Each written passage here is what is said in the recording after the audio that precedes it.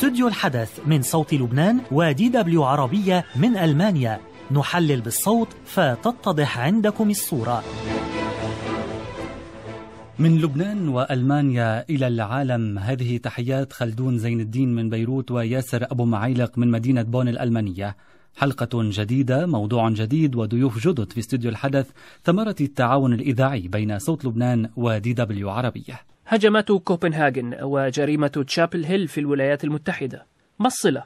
وهل كلاهما يمكن وصفه بالهجوم الإرهابي؟ عدت الهجمات التي نفذها مسلح في العاصمة الدنماركية بينما استهدفت كنيسا يهوديا، عادت لتذكر العالم بشكل عام وأوروبا بشكل خاص بخطر الإرهاب القائم دوما بعد أكثر من شهر بقليل على الهجمات على صحيفة شارلي إبدو ومتجر للأغذية اليهودية في باريس. كما تأتي هذه الحادثة بعد أقل من أسبوع على جريمة مقتل 3 مسلمين من أصول سورية وفلسطينية في مدينة تشابل هيل الجامعية بالولايات المتحدة الأمريكية، وفيما تعالت صرخات الجالية المسلمة هناك للمطالبة بمعاملة هذه الجريمة كجريمة كراهية، وذلك بالنظر إلى أن القاتل نشر عددا من التعليقات المعادية للأديان على حسابه بمواقع التواصل الاجتماعي. لكن تغطية وسائل الإعلام الأمريكية والغربية لهذه الجريمة ياسر أثارت استياء كبيرا واتهامات بازدواجية المعايير عندما تكون الضحية مسلمة والجاني يمثل الصورة النمطية الغربية، أي مواطنا أبيض ذو أصول إنجلو ساكسونية. بالنسبة للمنتقدين، جاءت هجمات الدنمارك كتأكيد على ازدواجية هذه المعايير مع اتساع نطاق التغطية ليشمل العالم بأسره في الساعات الأولى من الهجوم. فهل تعاني وسائل الإعلام الغربية فعلا من ازدواجية في المعايير؟ وماذا عن وسائل الإعلام العربية؟ ألم تكن معاييرها مزدوجة لسنين خلت؟ أتنهي عن الخلق وتأتي مثله؟ ما هي الأسباب التي قد تدفع إلى مثل هذه الازدواجية إن وجدت؟ أتحدث إلى ضيفتي في هذه الحلقة الصحفية اللبنانية مراسلة الديلي تيليغراف في الشرق الأوسط كارول معلوف. أهلا وسهلا فيك. أهلا فيكم، شكرا. وهل الضحية المسلمة أقل قدرا من الضحية الأوروبية أو الأمريكية؟ هل بات المسلم مذنبا حتى تثبت براءته إعلاميا؟ هل قللت تغطية التنظيمات الإرهابية الإسلامية من حساسية الإعلام الغربي تجاه الجرائم المرتكبة بحق المسلمين لأنهم مسلمون؟ أرحب بضيفي من نيويورك الصحفي حسن أبو زيتون للتعليق على ذلك. أهلا وسهلا بك ضيفا على استوديو الحدث أستاذ حسن.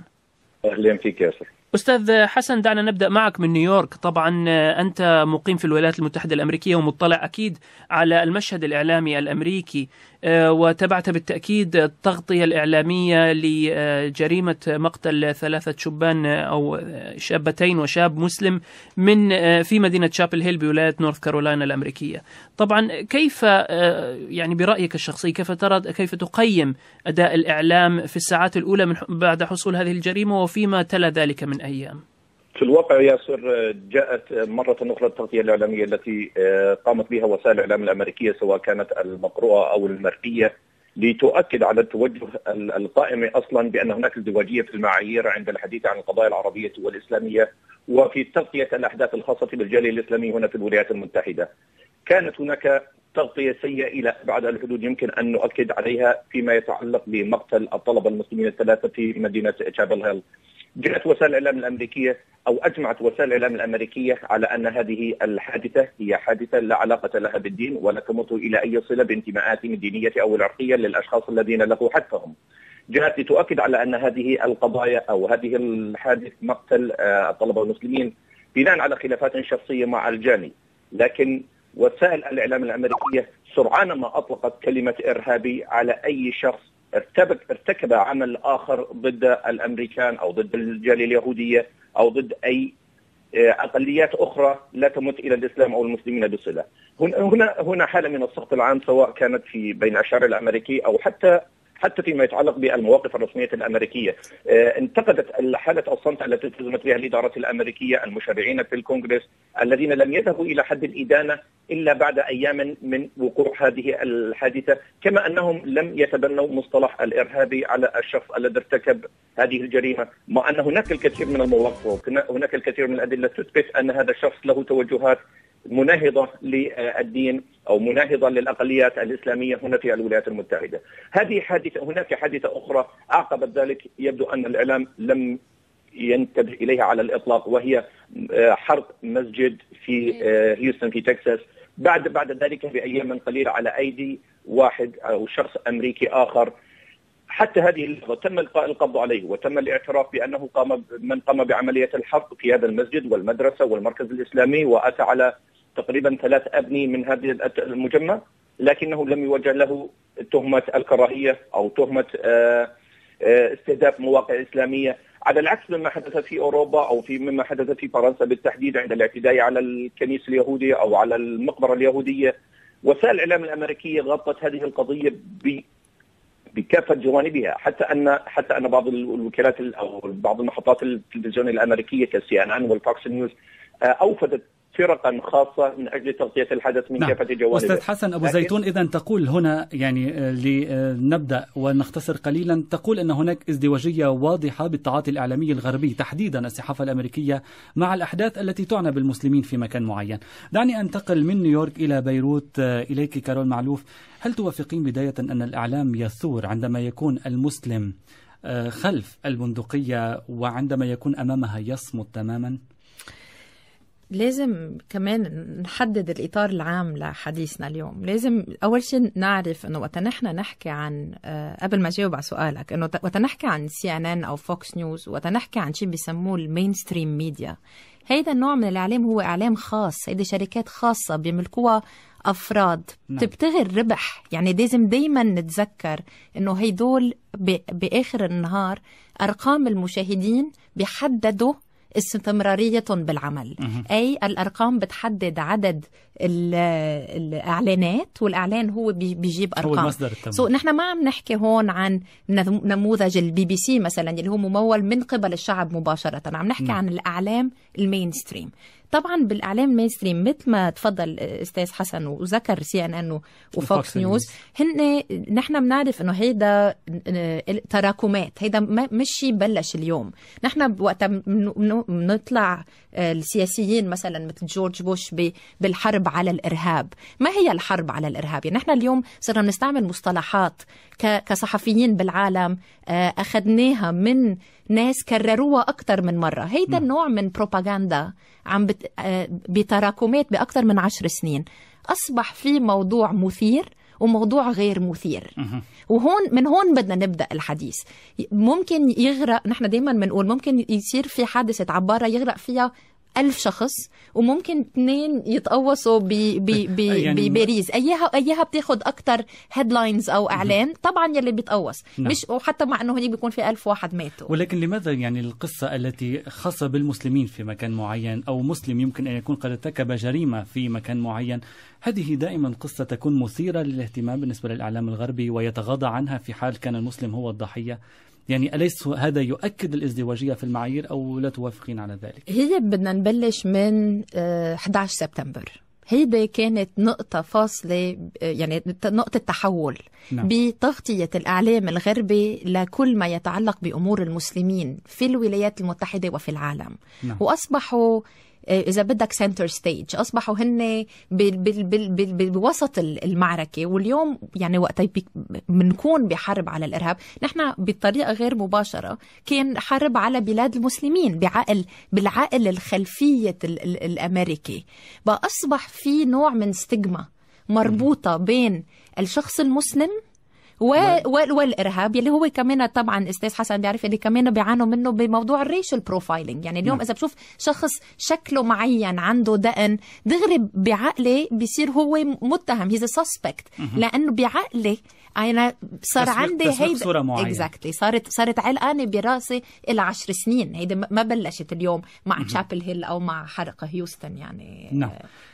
سنستعرض طبعا كارول بعض الحوادث التي مرت على خلال السنوات الماضية ابتداء من 11 سبتمبر 2001 وصولا إلى تاريخنا هذا. نستكمل الحوار دائما ضمن استوديو الحدث مع الصحفية حسن أبو زيتون من نيويورك، وأيضا معك مراسلة الديلي تيليغراف في الشرق الأوسط كارول معلوف. إذا فاصل ونستكمل استوديو الحدث من صوت لبنان DW عربية. DW عربية www.dw.de/Arabic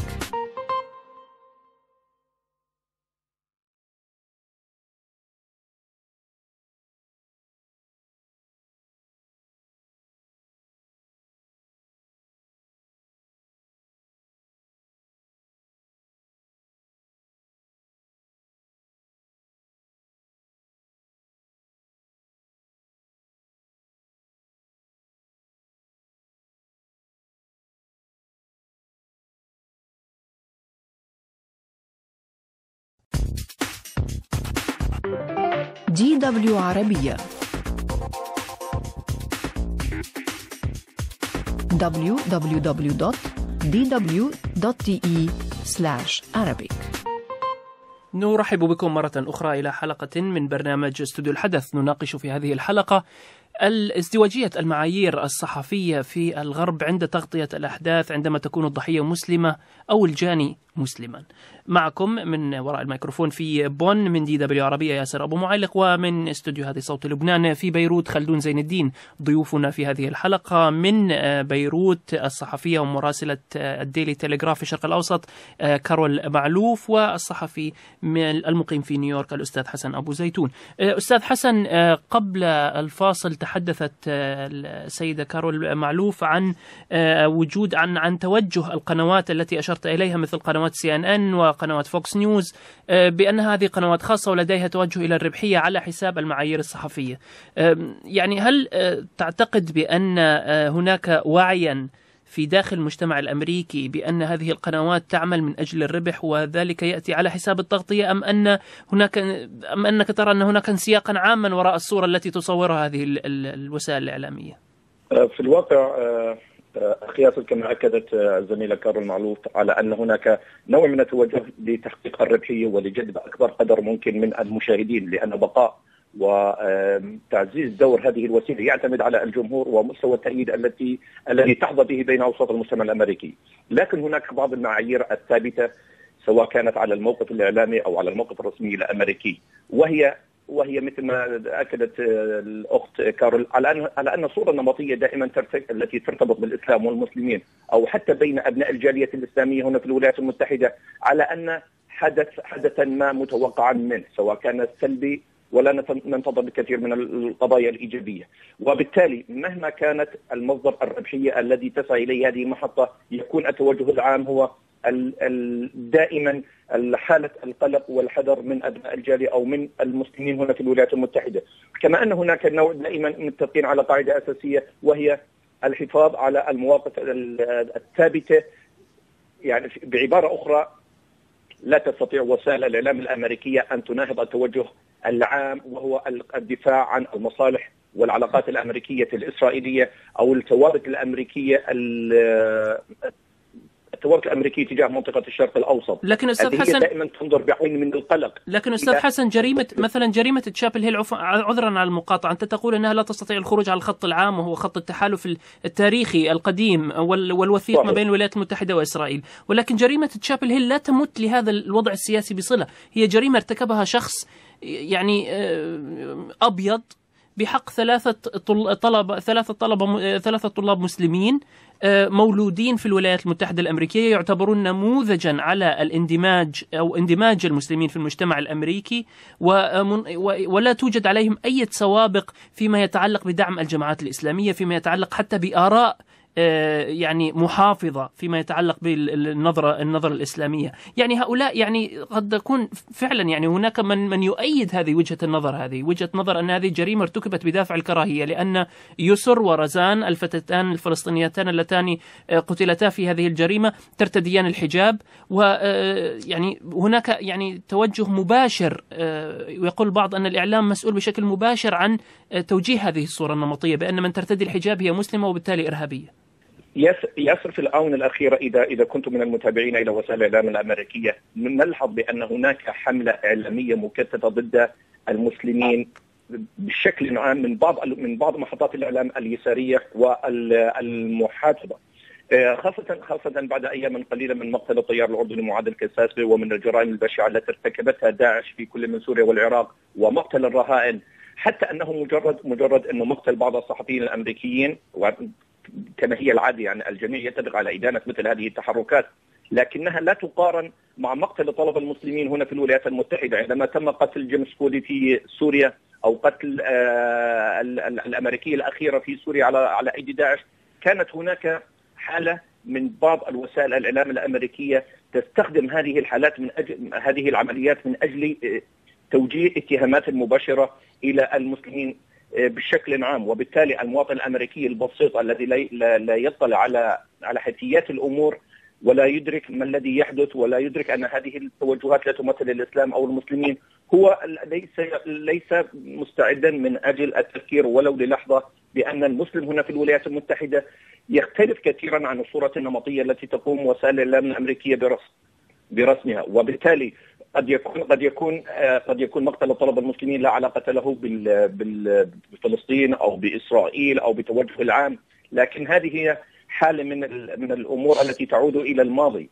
وسائل الإعلام الأمريكية دائما تربط العنف الذي يقوم به بعض الأشخاص الذين ينتمون إلى الإسلام بالقضية الفلسطينية وبالأصول التاريخية للصراع العربي الفلسطيني في منطقة الشرق الأوسط، وبالتالي التفكك الذي نشهده حاليا في المنطقة بشكل عام. نعم أستاذ حسن، دعني أنتقل منك إلى السيدة كارول معلوف في بيروت. سيدة كارول، استمعت إلى ما قاله الأستاذ حسن أبو زيتون.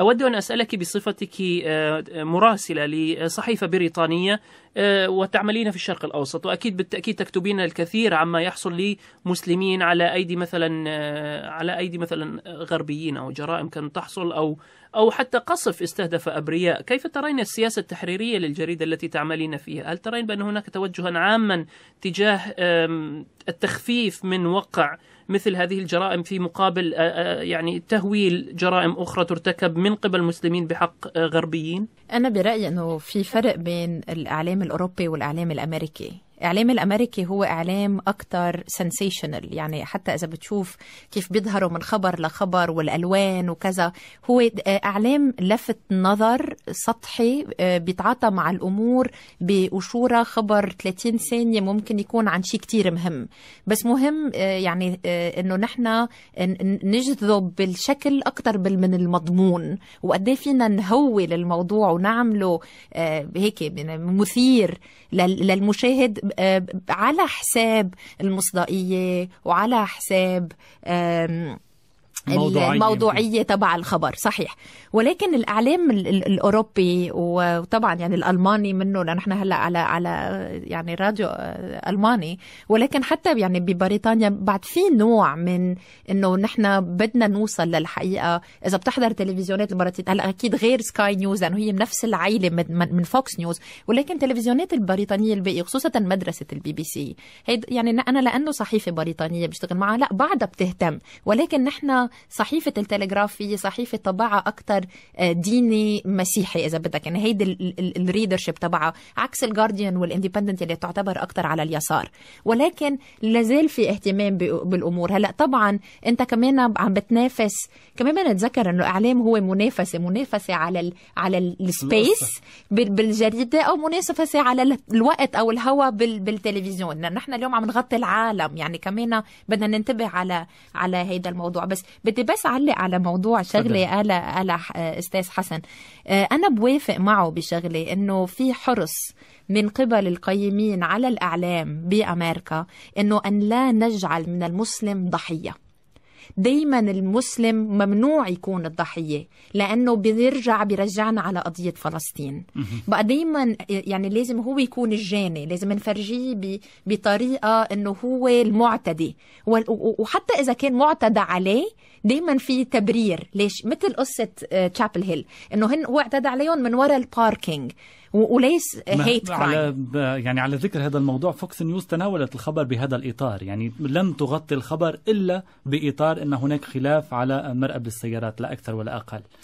صحيح. يعني دايما بينحط إذا بدك بينعطى أسباب تخفيفية للجاني، بينما إذا كان وهيدا كمان بينطبق على الأقليات كمان مش بس على المسلمين. يعني شفنا كمان شو صار مع قصة فيرغسون والسود كمان بأمريكا واللاتين بحرب المافيات اللي كمان ما بتتغطى.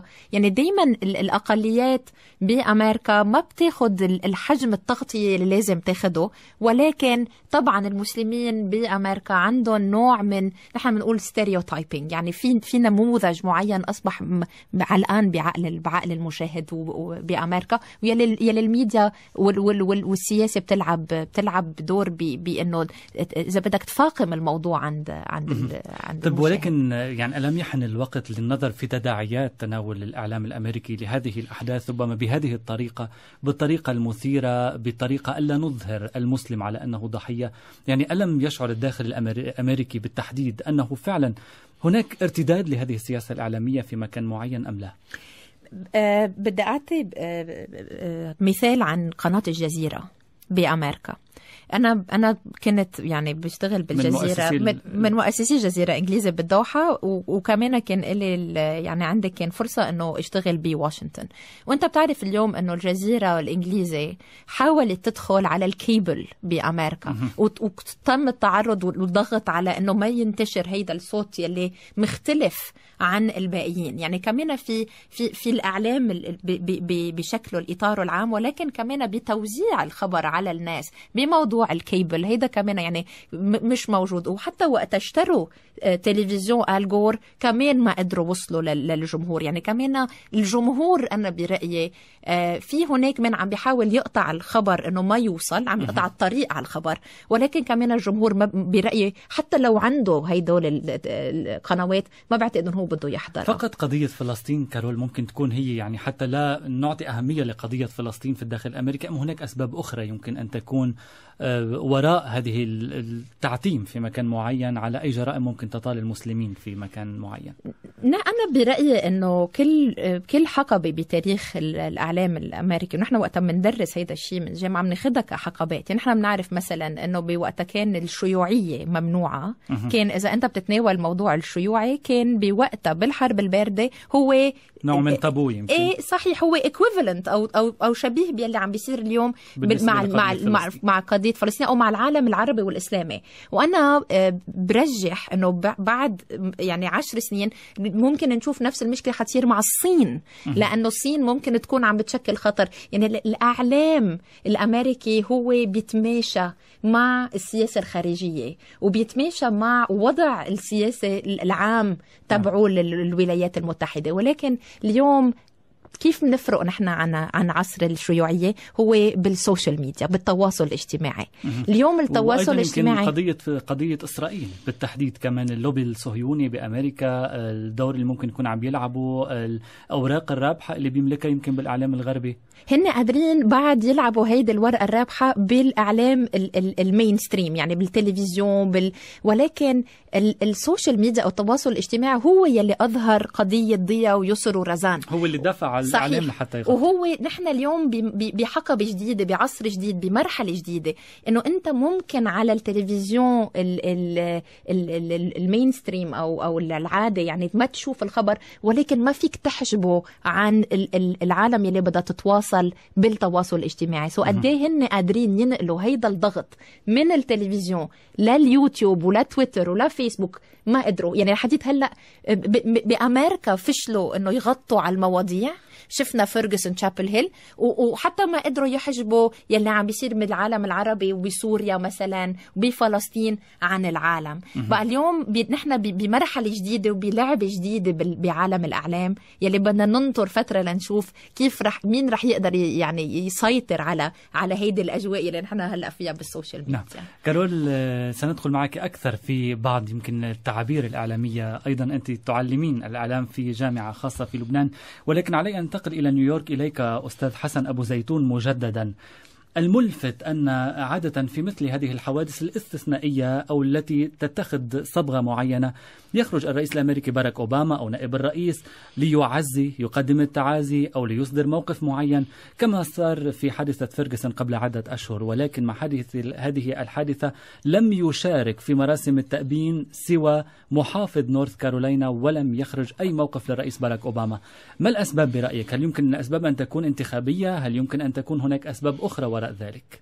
في الواقع بالنسبة لموقف الإدارة الأمريكية الذي تأخر كثيرا حتى في إدانة الخبر أو في التأكيد على مدى بشاعة هذه الجريمة، جاء متأخرا جدا، وبالتالي لا نتوقع أن يكون هناك أي دوافع انتخابية، لأن الرئيس الأمريكي يعيش في أعوامه الأخيرة في البيت الأبيض ولا داعي له للترشح مرة أخرى من أجل كسب ود اللوبي اليهودي.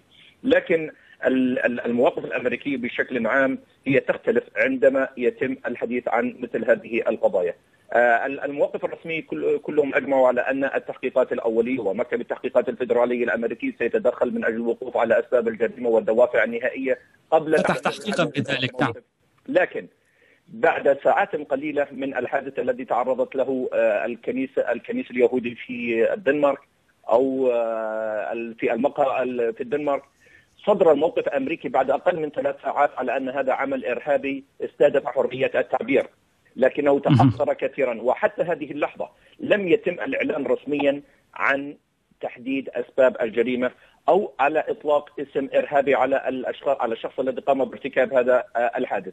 كما ذكرت كارول هناك ازدواجية، وهناك الصورة النمطية ما زالت تقوم على أن يبقى المسلم هو الجاني وليس الضحية، أو العربي هو الجاني وليس الضحية. نعم، عذرا على المقاطعة، يعني هناك تعتيم، هناك ازدواجية في المعايير، ولكن في المقابل هل لدى المسلمين خطاب يمكن أن يغير هذه الصورة، يمكن أن يدخل على الخط؟ كانت هناك محاولة كما أشارت كارول معلوف إلى محاولة لقناة الجزيرة، ولكن بالنسبة للكيبل وغيرها من المواضيع، هل يملك المسلمون ربما مشروعا يمكن أن يغير الصورة، أم هناك عجز نحن مسؤولون في نهاية المطاف عن الصورة التي تسوق في الغرب؟ بالتأكيد نحن نتحمل الجزء الأكبر من العجز في إيصال الرسالة الواضحة إلى المجتمع الأمريكي.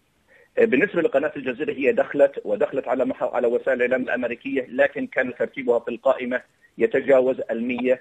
يعني مثلا لو رأينا فوكس نيوز، CNBC، CNN، كلهم يأتي في المراتب الأولى في القنوات الإخبارية رقم 24 25 26.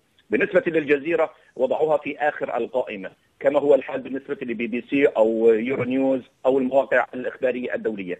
لكن إحنا كعرب نتحمل الجزء الأكبر من المسؤولية. نحن كوسائل الإعلام، كانت الجالية العربية والجالية الإسلامية في الولايات المتحدة تعيش في مجدها قبل أحداث 11 من سبتمبر عام 2001.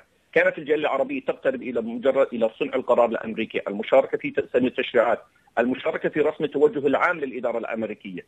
استطاعت أن تحقق إنجازات كبيرة، لكن جاءت أحداث 11 من سبتمبر لتحبط كل الإنجازات التي كانت قد تحققت. كانت الجالية العربية قد خرجت من البوتقة، من الدفاع عن الناس إلى المشاركة في صنع القرار.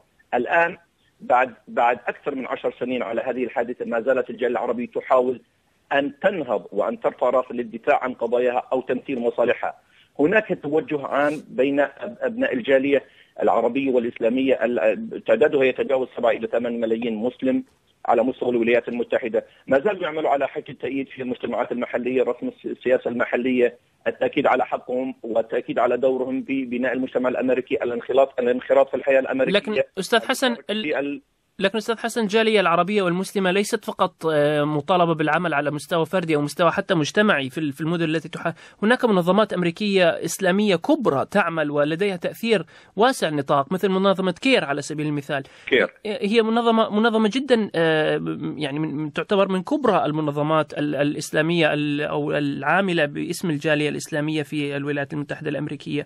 هذه المنظمة هناك من ينتقد بأنها لم تقم بما يكفي من العمل أو من العمل الضاغط من أجل تشكيل لوبي مسلم قد يستطيع أن يخدم مصالح المسلمين في أروقة الإدارة الأمريكية. يكون دورها معدوما نهائيا مقارنة مع المنظمات الرأي والمنظمات الأخرى. لا يوجد لها أي أثر على صانع القرار الأمريكي. طبعا هذا يعود إلى أسباب كثيرة، منها أسباب التمويل وقدرتها على خلق لوبي مؤيد بالكونغرس ضاغط على الإدارة الأمريكية. جزء من فشل الجالية العربية هنا في الولايات المتحدة يعود إلى جذور الصراع في منطقة الشرق الأوسط، وإلى قدرة المجتمعات أيضا على دعم أبناء الجاني هنا في الولايات المتحدة. أنت عندما تكون في الولايات المتحدة أنت جزء من المجتمع الأمريكي، وبالتالي لا يوجد لك مصدر دعم آخر إلا هم أبناء المجتمع اللي أنت بتعيش فيه. وبالتالي قدرة أبناء الجالية للتأثير على صانع القرار هي محدودة ومعدومة جدا في الوقت الحاضر. الجميع هنا يناضل من أجل الانصهار بالمجتمع الأمريكي وإحداث الأثر المطلوب، لكن بالنظر إلى حجم الولايات المتحدة وحجم التغطية الإعلامية وحجم المؤسسات يكون جزءك معدوم تقريبا، ولا مجال للتأثير على صانع القرار إلا إذا تغيرت الظروف وتغيرت الأحداث. وسائل التواصل الاجتماعي تبقى الآن هي الوسيلة الأكثر تعبير لنقل مواقف المسلمين والعرب هنا في الولايات المتحدة، لأن وسائل الإعلام الأمريكية كما ذكرنا هي أحادية الجانب، تنظر إلى الموضوع من جانب واحد، ولا تعطي المجال للتعبير لأبناء المجتمع أو لأبناء الجالية العربية بالتعبير عن مواقف بحرية أكثر، كما هو الحال بالنسبة للأقليات والعرقيات الأخرى. يعني نعم، الأستاذ حسن، السيدة كارول معلوف تحدثت عن أن الحقبة القادمة أو الحقبة الحالية التي نعاصرها فيما يتعلق بمجال الإعلام هي حقبة الوسائل أو مواقع التواصل أو شبكات التواصل الاجتماعي، وأن الخبر بات ينتقل عبر هذه الوسائل إلى الإعلام وليس بالعكس الآن، وأن المستقبل فقط هو الذي سيوضح إلى أين ستمضي هذه الحقبة أو ما هو التأثير الذي سيكون لوسائل التواصل الاجتماعي. هل تعتقد بأننا الآن في مرحلة قد تستطيع الجالية المسلمة والجالية العربية في الولايات المتحدة الاستفادة من هذه الظاهرة لكي تتمكن على الأقل من تغيير الصورة النمطية السائدة عن المسلم في الولايات المتحدة الأمريكية؟ صحيح، وأكبر دليل على ذلك هو أن وسائل ومواقع التواصل الاجتماعي كانت السابقة إلى نشر الاعتداء أو الجريمة التي حدثت في تشابل هيل قبل وسائل الإعلام الأمريكية، وهي التي أدت إلى حشد الرأي العام الأمريكي أو الكثير من الرأي العام الأمريكي من أجل إظهار هذه الجريمة والوقوف على أسبابها. وسائل التواصل الاجتماعي هي الوسيلة أو هي المنبر الإعلامي القادم لأبناء الجالية العربية وغيرهم من أبناء من الجاليات الأخرى في الولايات المتحدة. كما ذكرنا وسائل الإعلام الأمريكي تؤكد على موقف وزاوية محددة، لكن وسائل التواصل الاجتماعي تعطي للمجتمع الأمريكي حرية إيصال المعلومات. هناك مصطلح بعد أحداث فيرغسون صدر أرواح السود مهمة. بعد عملية قتل الطلاب الثلاثة في تشابل هيل صدر موقف أو صدر هاشتاج أرواح المسلمين مهمة، وتم تداوله على نطاق واسع على مستوى الولايات المتحدة. الغالبية العظمى من أبناء المجتمع الأمريكي ضد العنف، وهم مع التوافق وهم مع الانسجام والتعايش مع المجتمع الإسلامي والجالية الإسلامية. الجالية الإسلامية هنا في الولايات المتحدة لها بصمات مهمة، سواء كانت على الناحية السياسية أو الاقتصادية أو الاجتماعية أو الصحية. هم جزء لا يتجزأ من المجتمع الأمريكي، لكن هناك القلة القليلة التي تنظر إلى المسلمين على أنهم جزء من الصراع وليس جزء من الحل. نعم أستاذ حسن، دعني أنتقل إلى السيدة كارول معلوف في بيروت بهذا السؤال مرة أخرى.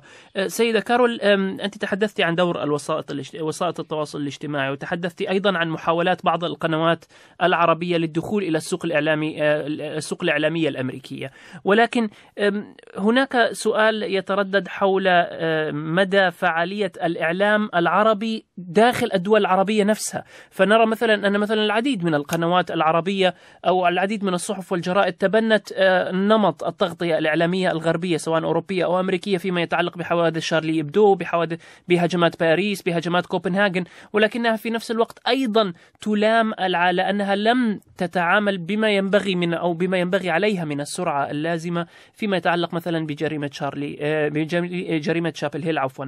يعني هل إعلامنا التبعي إن صح التعبير، هل تبعية هذا الإعلام للتغطية الغربية هي أيضا جزء من المشكلة أكثر من كونها جزء من الحل؟ في فرق بين نقل الخبر وصناعة الخبر، هدول شغلتين مختلفين. نحن بالعالم العربي باستثناء بعض يعني القنوات أو وسائل الإعلام المعدودة يمكن على أقل من إيد واحدة، نحن ما زلنا في مرحلة نقل الخبر. الإعلام العربي الطفولي يقال عنه طفولة، ممكن يستعمل هذا الشيء، ممكن يكون في نوع. شوف، الإعلام الغربي بيتمتع حرية مطلقة، إنه أنت تقدر تطلع تنتقد وتحكي كل شيء بدك إياه. نحن ما ممكن.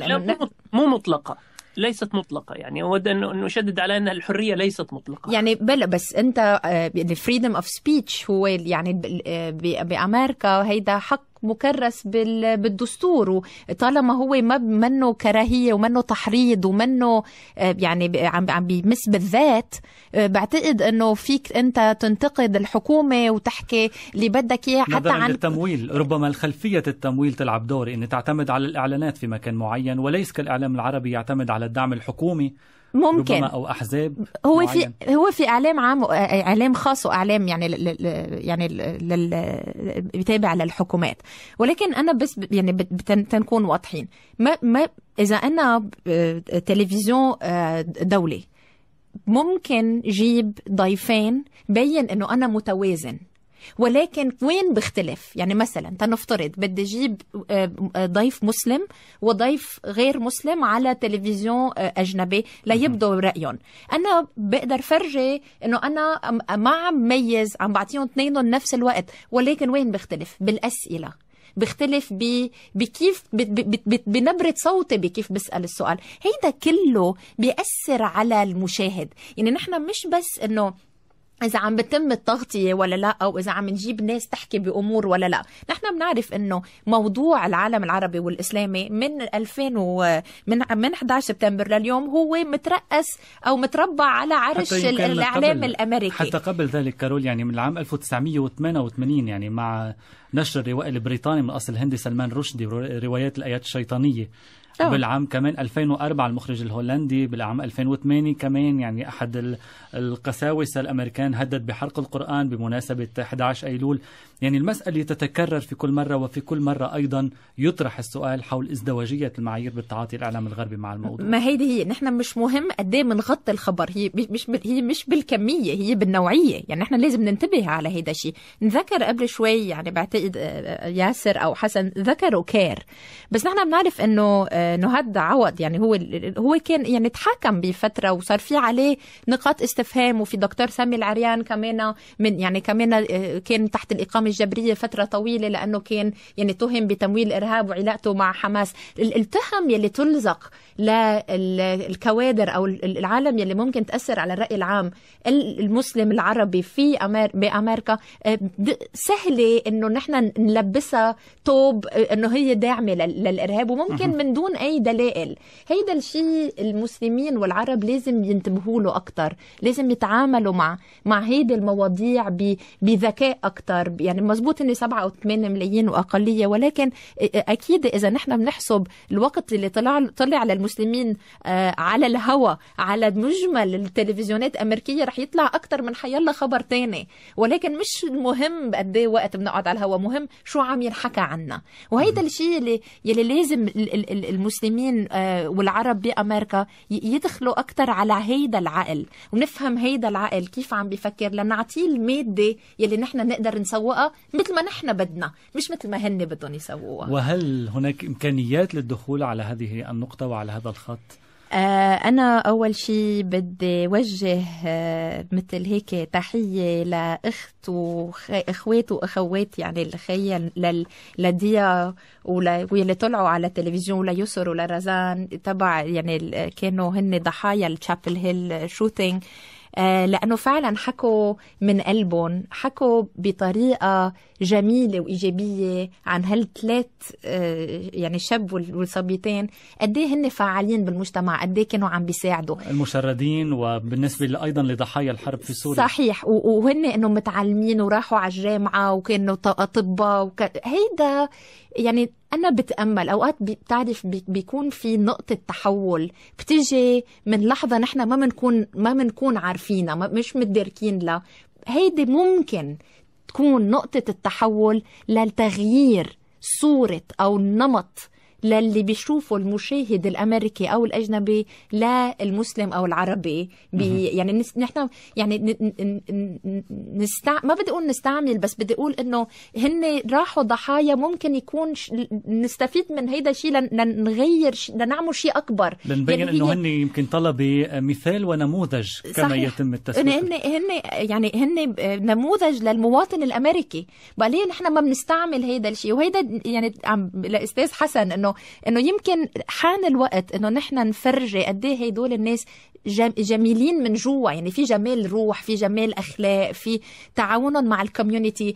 يعني شفنا قد إيه إجا ناس. بقى خلينا نبني على هيدا الشيء، نقول إنه مزبوط الله يرحمهم وهن يعني راحوا شهداء إذا أجاز التعبير، ولكن لنعمل منا شيء أكبر، لنبني على هالليجاسي، نعملهم ليجاسي، خليهم يكونوا الليجاسي تبع المسلمين والعرب. نعم سيدة كارول، هو بالفعل كان ردة فعل المجتمع أو الجالية الإسلامية الإسلامية والعربية في داخل الولايات المتحدة، وحتى المقابلات التي أجريت في أعقاب هذه الجريمة كانت كلها يعني تم تقييمها على أنها إيجابية، وكانت ردة فعل المسلمين بشكل عام على هذه الجريمة ليس مجابهة الكراهية بالكراهية، كانت أقلية قليلة جدا، ولكن أغلبية ردود الأفعال، وإذا كان الأستاذ حسن أبو زيتون يسعفني، كانت معظم ردود الأفعال إيجابية، ردود أي مواجهة هذه الجريمة بالحب. صحيح بالفعل، وكان أكبر دليل على ذلك يعني إذا بدنا نكون موضوعيين في تغطية وسائل الإعلام الأمريكية لتشابل هيل، كانت CNN هي النقطة المضيئة تقريبا بين كل وسائل الإعلام الأمريكية، لأنها أعطت المجال لأبناء الجالية العربية والإسلامية بأنهم يأتوا إلى المحطة ويعبروا عن رأيهم بكل حرية. كانوا أكدوا على الدور وعلى الرسالة النبيلة التي كان يقوم بها هذا الطالب أو الدكتور من أجل جمع التبرعات الخاصة لمساعدة اللاجئين في المخيمات التركية، اللاجئين السوريين في المخيمات التركية، كما أنهم أكدوا على دوره في المجتمع المحلي الأمريكي الذي قام بتقديم الخدمات للهوملس والمشردين وتقديم الرعاية الطبية، يعني جمع الأغذية، جمع الملابس. طبعا أستاذ حسن هذا كله معروف، ولكن أود أن أسألك سؤال. على قدر ما يبدو ذلك، فلنقل على قدر ما يبدو ذلك ميلانكوليا أو محزنا، هل يمكن أن تكون هذه الجريمة قد أفادت المجتمع أو الجالية الإسلامية والعربية؟ بنوع ما نعم، لأنها أكدت على أهمية محاربة التعصب والكراهية ضد الدين، أجمعت على ضرورة تطبيق القانون الأمريكي وتطبيق المبادئ الأمريكية في إعطاء الأقليات والجاليات الأخرى الحق في العيش هنا في المجتمع الأمريكي. يعني هناك أستاذ حسن نقطة تحول توافق على ما قالته كارول معلوف، يعني بداية نقطة تحول لنقول. أكيد، أجمعت الصحف الأمريكية على هذه النقطة الأساسية، وهي أن حادثة مقتل الطلبة المسلمين قد تؤدي لإثارة الرأي العام الأمريكي لوضع حد للتعصب والكراهية ضد الأقليات الأخرى وضد الجاليات الأخرى. هناك اتفاق من حيث المبدأ على حق الجميع في التعايش السلمي بغض النظر عن العرق واللون والدين، وكما أن الإرهاب لا دين له، وبالتالي يجب الاستفادة من هذه الجريمة البشعة من أجل العمل على رسم صورة للمستقبل، ولإعطاء الجالية المسلمة والجالية العربية في الولايات المتحدة الحق مثلها مثل أي جالية أخرى لكي تعيش بحرية وباطمئنان. نعم أستاذ حسن، سؤال إذا سمحت لي خلدوني أود أن أوجه للسيدة كارول معلوف مرة أخرى وبشكل سريع، لأنه يبدو أن وقت الحلقة قد اقترب من نهايته. يعني الرسالة، أنت كصحفية وكإعلامية متمرسة تدرسين الإعلام في جامعة لبنانية، يعني لديك خبرة في طريقة فلنقل يعني بشكل مباشر في طريقة استغلال الأحداث من أجل أن تنعكس إيجابيا على صورة معينة أو صورة نمطية معينة، أو من أجل تحسين الصورة النمطية. هل تعتقدين بأن جريمة أو ما حصل في تشابل هيل وما يحصل حاليا من ازدواجية في التغطية الإعلامية فيما يتعلق بالجرائم التي يرتكبها المسلمون والتي ترتكب ضد المسلمين، هل تعتقدين بأن سيكون ذلك له أثر يعني عام أو دولي، أو يعني يتعدى الولايات المتحدة الأمريكية إلى بقية العالم فيما يتعلق بالتغطية، أم أن الأمور ستبقى في داخل الولايات المتحدة يعني على مستوى محلي؟ لا طبعا هو صار في تغطية عالمية يعني للموضوع، خصوصا يعني مثل ما حكينا انه من وراء التواصل الاجتماعي هيدي يعني انتشرت عالميا، خصوصا نحن كمان يعني اذا كان في مسلمين بيتحدثوا لغات اجنبية كمان ساعد انه يواصل، يعني كمان التواصل واللغة شغلة جد كتير مهمة. ولكن كمان لازم نحن يعني نقول شغلة هلأ بهيدي المناسبة، انه في مجموعة من المسلمين ما عم بتساعد نفسها، وانا دايما بستعمل هيدي التعبير. يعني مثلا الفيديوهات اللي عم نشوفها عم تطلع من سوريا عن داعش او عن العراق، هيدا الشيء لازم بالاول يحارب من قبل المسلمين انفسهم. لازم مش انه هن ينحطوا، مش ضروري نكون on the defensive انه احنا عم ندافع عن نفسنا، لا، ولكن في اليوم برجع بقول في حرب اعلاميه عم بتصير. هناك في نموذج ديا ويسر ورزان، وفي نموذج داعش والقتل والهيدا. نحن اليوم كعالم كشعب لازم نحن نقرر نحن مين بدنا نكون بنشبه. نحن كشعب كعرب وكمسلمين نحن لازم نبدأ من نفسنا نفرج الصورة يلي نحن بدنا إياها صحيح، ولكن من هون بيجي الألفاظ اللي تستعمل يعني الترمينولوجي إذا كانوا إذا يعني بعدين ندخل بمواضيع إذا كان في إرهاب أو ما كان في إرهاب، ولكن في مسؤولية تترتب على الأفراد أنفسهم، وبعدين هيدا ممكن بعدين ينعكس على ونحن يعني اليوم ما بقى بس رأس المال بيتحكم بالإعلام، صار في رأي عام كمان بيتحكم بالإعلام يلي هو من عبر التواصل الاجتماعي، كمان لازم نحن نستفيد من هيدا الشيء. نعم. أستاذ حسن أبو زيتون في نيويورك، لو أردت أن توجه رسالة إلى المسؤولين على المحطات الفضائية العربية ماذا تقول لهم كصحافي مقيم في نيويورك اليوم لنبين ونبرز هذه الصورة المشرقة التي أشارت إليها كارول معلوف؟ للأسف الرسالة التي تقوم بها وسائل الإعلام العربية لا تقارن بالرسالة التي تقوم بها وسائل الإعلام الأمريكية هنا. الإعلام العربي ما زال بعيدا عن تبني الرسالة التي تقوم بها الجالية الإسلامية والعربية المهاجرة على مستوى الولايات المتحدة. هم ينساقوا كثيرا وراء التغطية التي تقوم بها وسائل الإعلام الأمريكية أو وسائل الإعلام الغربية، ولا يركزوا على الإنجازات والدور المهم الذي يقوم به أبناء الجالية هنا على مستوى الولايات المتحدة.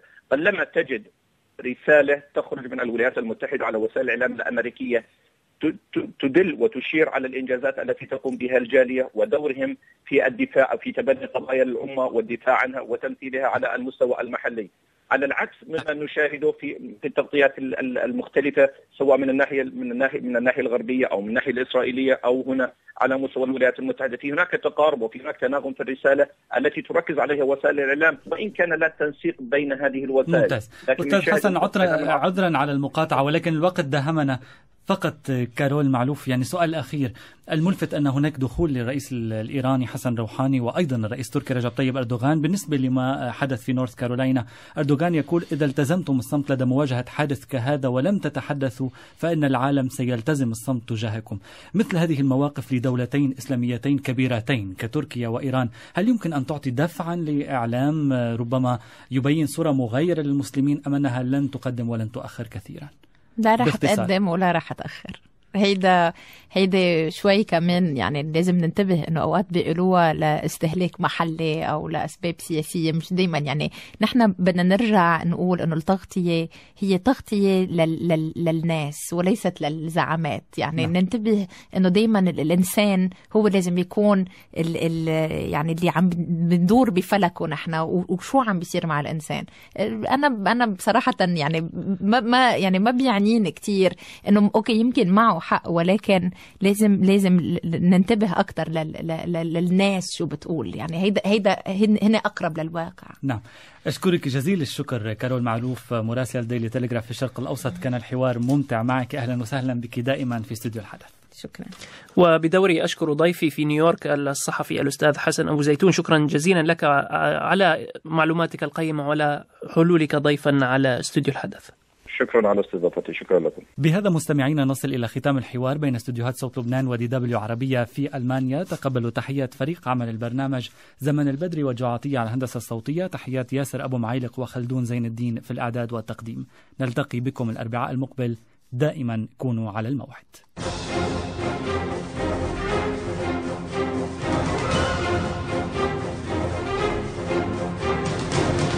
استوديو الحدث من صوت لبنان.